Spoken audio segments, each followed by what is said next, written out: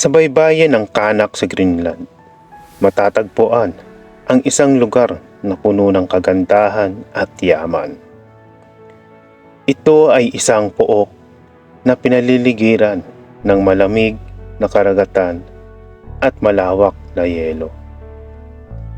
Sa Kanak, maaari mong masilayan ang mga malalaking iceberg na kumikislap sa ilalim ng siklab ng araw, habang naririnig mo ang mga huni ng mga ibon na naglalakbay sa kalangitan.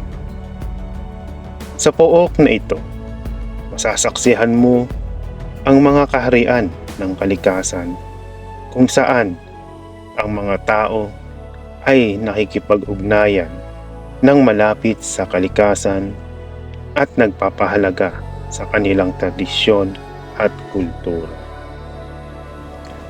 Ang Kanak sa Greenland ay isa sa mga pinakamalalayong pook sa mundo. Matatagpuan ito sa hilagang kanluran na bahagi ng isla malapit sa North Pole. Kilala rin ito bilang tuli sa ilang mga talaan. Ito ay tanyag sa malamig na klima na may makapal na yelo at malalaking iceberg sa paligid. Sa Kanak, maraming tao ang nabubuhay sa tradisyon na paraan, kung saan ang pangunahing hanap buhay ay pangangaso, pangangalakal ng isda at pag-aalaga ng mga aso. Para sa mga malamig na teritoryo, sila'y may kultura at pamumuhay na nagmumula sa kanilang mga ninuno na mahigpit na konektado sa kalikasan. Sa kabila ng malupit na klima at kalalakihang hamon, ang Kanak ay patuloy na nagiging tahanan ng mga matatatag at masisipag na tao.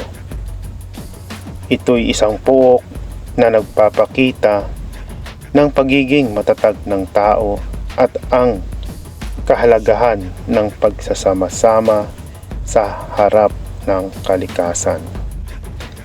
Ito ay isang marerespetadong komunidad sa gitna ng makapal na yelo at magandang kalikasan.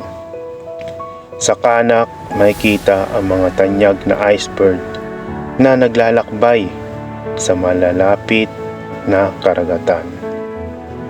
Sa tag-araw, naglalaho ang buong paligid sa puting ilaw ng araw.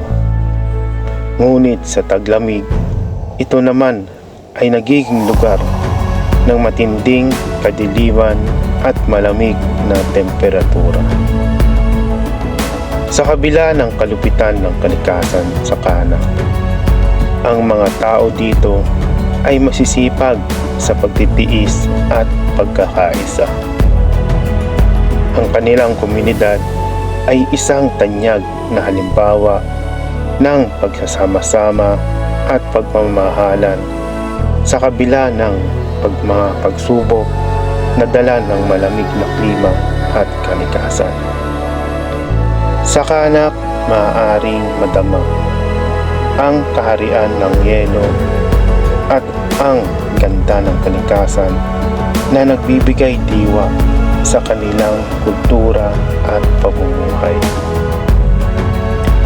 Ito'y isang lugar na may makulay na kasaysayan at nakakaengkanyong yaman ng kalikasan na patuloy na nagpapahayag ng yaman ng Arctic sa buong mundo. Hanggang sa muli, mabuhay ang paglalakbay.